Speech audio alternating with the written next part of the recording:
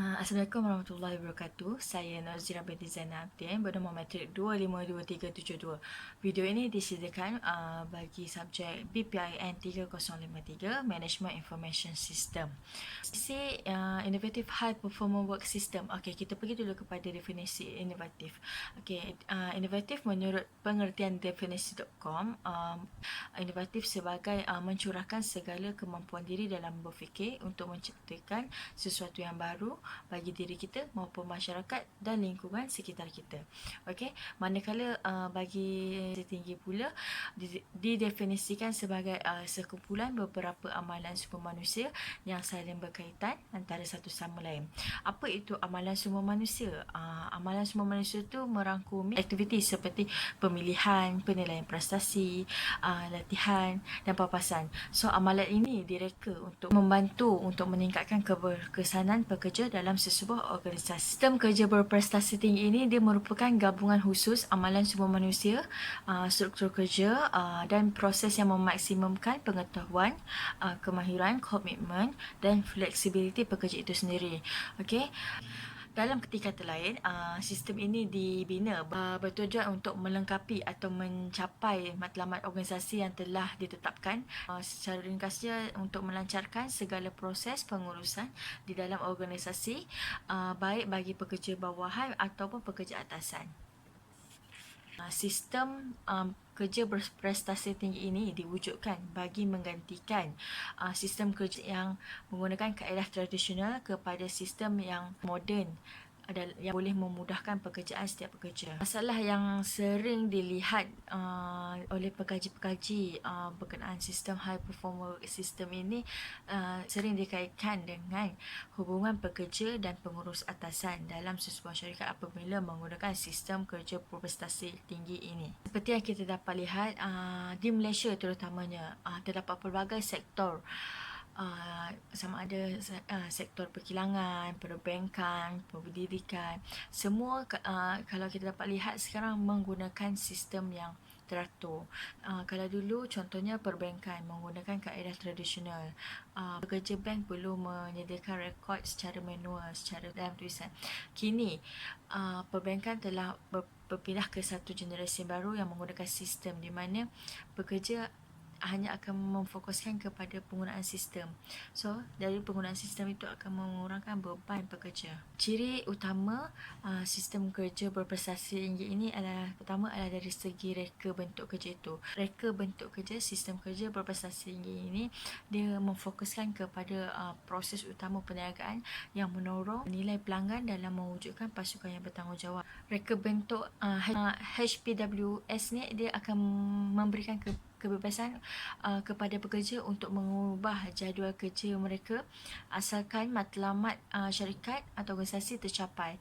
So, bila mereka bentuk kerja yang baik, dia akan mengurangkan tekanan kerja di tempat kerja kerana lebih mementingkan pekerjaan secara berpasukan berbanding secara persendirian. Reka bentuk kita akan melihat kepada ciri dia adalah amalan sumber manusia, peranan kepimpinan dengan teknologi maklumat. Kita pergi kepada peranan kepimpinan. Peranan kepimpinan ni adalah kepimpinan para pengurus atasan perlu untuk memberikan kepentingan yang penuh dalam sistem kerja berprestasi tinggi ini, di mana peranan kepimpinan pengurus atasan amat penting untuk membawa perubahan budaya dan proses pengurusan syarikat. Okey, melihat kepada teknologi maklumat pula, teknologi maklumat merupakan komponen yang penting di mana untuk mewujudkan sistem yang dapat memberikan kemudahan kepada syarikat dan perniagaan, teknologi maklumat ini merupakan sebuah komponen yang boleh digunakan oleh syarikat atau organisasi. Prinsip sistem kerja berprestasi tinggi ini pula, pertama adalah HPWS ni dia menggunakan prinsip perkongsian maklumat. Perkongsian maklumat antara pekerja dengan pengurus atasan adalah amat penting bagi mewujudkan sistem kerja berprestasi tinggi ini. HPWS ni dia mengamalkan prinsip penciptaan budaya perkongsian maklumat di kalangan pekerja dan eksekutif tertinggi dengan dua cara, iaitu melalui arahan peralihan mentaliti tradisional dan kawalan pusat. Kongsian maklumat antar pengurus dan pekerja akan membawa kepada kerjasama yang lebih baik dalam melaksanakan perubahan organisasi yang besar. Jadi, hasil perkongsian maklumat ini akan menjadikan hubungan antar pengurus dan pekerja bertambah baik serta dapat menjadikan pekerja itu menjadi seorang yang komited untuk melakukan pekerjaan yang telah dipertanggungjawabkan. Kerana pekerja telah diberikan maklumat yang mencukupi daripada pihak atasan. Dan itu kita akan pergi pula kepada prinsip pembangunan pengetahuan di mana syarikat atau organisasi dia memerlukan pekerja yang mempunyai kemahiran serta dapat menyelesaikan masalah menggunakan pendekatan baru. Jadi pembangunan pengetahuan ini boleh dilakukan melalui pelbagai aktiviti, antaranya ialah pemilihan calon terbaik yang ada di pasaran. Pekerja akan diberikan peluang untuk mempertajamkan pengetahuan pekerja secara berterusan. Latihan akan diberikan kepada setiap pekerja. Dia akan menggunakan pendekatan yang baru lagi inovatif untuk menyelesaikan masalah. Yang ketiga adalah menggunakan prinsip berkaitan prestasi dan ganjaran. Seperti yang kita tahu, objektif pekerja dengan organisasi adalah amat berbeza, di mana objektif pekerja adalah berdasarkan individual berkenaan peribadi pekerja tersebut, manakala organisasi adalah secara keseluruhan untuk perniagaan itu sendiri. Oleh itu, prinsip berkaitan prestasi dan ganjaran ini dibuat bagi membantu syarikat atau organisasi untuk menyelaraskan matlamat pekerja dan organisasi. Okey, apabila syarikat menggunakan prinsip ini yang menghubungkan prestasi dengan ganjaran, dia dapat membantu memotivasikan diri pekerja untuk melakukan pekerjaan sebaik mungkin, sama ada untuk diri pekerja tersebut ataupun untuk syarikat itu sendiri. Keempat adalah menggunakan prinsip egalitarianism. Okey, apa itu prinsip egalitarianism? Okey, menurut mykamus.com, prinsip dia merupakan adalah memegang hak sama untuk semua. Seperti yang diketahui, setiap organisasi atau syarikat tidak akan lari dari mempunyai konflik antara pengurus dan pekerja. Oleh itu, prinsip ini akan digunakan bagi memberikan pendekatan yang lebih dalam menguruskan pekerjaan dan memastikan pengurus dan pekerja bekerjasama dalam melakukan sesuatu pekerjaan. Kita lihat pula kepada komponen sistem kerja berprestasi tinggi ini. Komponen ini perlu digabungkan bagi menghasilkan sistem kerja berprestasi tinggi. Komponen yang pertama adalah peluang untuk mengambil bahagian. Peluang untuk mengambil bahagian ini akan menjadikan seorang pekerja lebih komited kerana diberikan tanggungjawab untuk melibatkan diri dalam setiap perkara yang ada di dalam organisasi. Kemudian kita akan lihat pula kepada latihan dan pembangunan. Latihan dan pembangunan ini dia sebahagian asas daripada sistem kerja berprestasi tinggi, yang mana melalui penyediaan latihan dapat membolehkan pekerja untuk memahami tugas dan peranan yang perlu dilakukan oleh setiap diri pekerja. So, bagi memastikan HPWS ini berjaya dilaksanakan, penyediaan insentif oleh syarikat organisasi kepada pekerja adalah perlu untuk dilaksanakan, di mana menghubungkan prestasi pekerja dengan ganjaran, sama ada ganjaran berbentuk wang ataupun tidak. So, insentif ini merangkumi kenaikan gaji, bonus dan faedah-faedah lain. Okey, kita pergi pula kepada teknologi. Teknologi ini seperti yang kita tahu, penggunaan teknologi dalam syarikat, dan teknologi yang sedang berkembang pasal ini dia perlu digunakan sepenuhnya oleh syarikat sebagai platform untuk berkongsi maklumat antara syarikat dan pekerja. Komunikasi melalui teknologi ini amat membantu melancarkan pengurusan syarikat serta membantu meningkatkan prestasi syarikat. Okey, kita pergi pula kepada kelebihan penggunaan sistem kerja berprestasi tinggi ini. Kita perlu lihat kelebihannya dari sudut pekerja dan syarikat. Dari segi sudut pekerja pula, pekerja akan lebih termotivasi kerana seperti yang kita tahu, HPWS ni dia menggunakan pekerjaan secara berkumpulan. Maka apabila pekerjaan dilakukan secara berkumpulan akan mewujudkan persekitaran kerja yang terbaik berbanding pekerjaan dilakukan secara individu.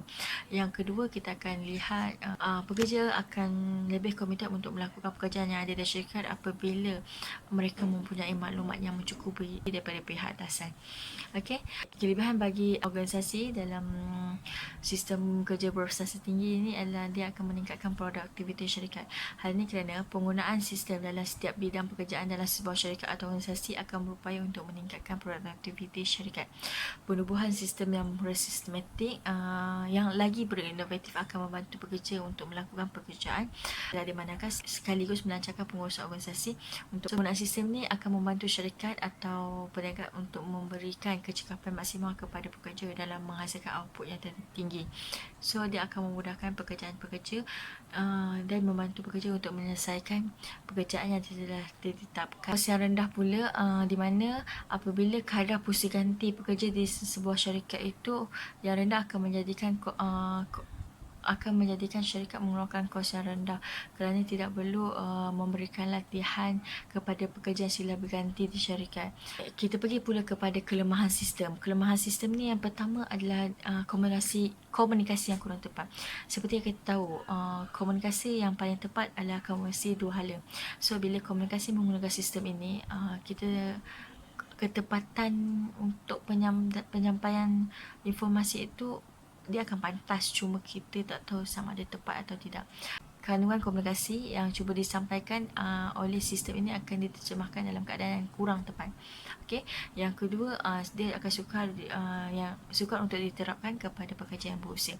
Seperti yang kita dapat lihat, pekerja berusia akan mengalami kepayahan dan kesukaran untuk menerima penggunaan sistem yang baru dalam setiap organisasi atau syarikat. So kat situ kelemahan dia adalah syarikat perlu mengeluarkan kos yang tinggi untuk melatih pekerja yang berusia ini untuk menggunakan sistem bagi memberikan kemudahan kepada syarikat. Dan yang ketiga adalah dari segi integriti. Kenapa saya cakap dari segi integriti? Penggunaan sistem ni kalau tradisional seperti claim kita akan dapat lihat dokumen fizikal yang dokumen tersebut adalah original. Tapi menggunakan sistem, kita tak dapat mengetahui sama ada klaim tersebut adalah sah ataupun tidak. Selain itu adalah ketidakseragaman sistem yang digunakan.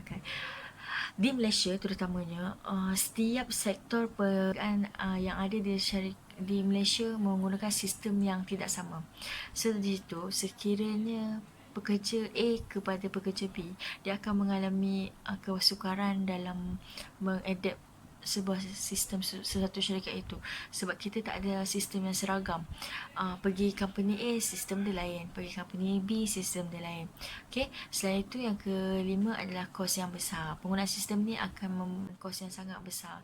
Jadi tidak semua syarikat atau perniagaan mampu untuk develop sistem yang ada.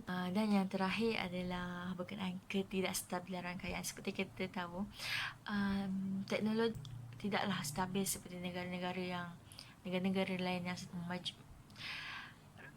Rangkaian internet di Malaysia tidak semaju negara-negara lain. Oleh itu, bila terjadinya ketidakstabilan rangkaian akan menyebabkan masalah yang besar kepada syarikat-syarikat yang menggunakan sistem 100% berbanding syarikat yang menggunakan kaedah tradisional. Cadangan penyelesaian masalah kat sini saya cadangkan untuk kita perlu fikir cara untuk menyeragamkan sistem yang digunakan pakai.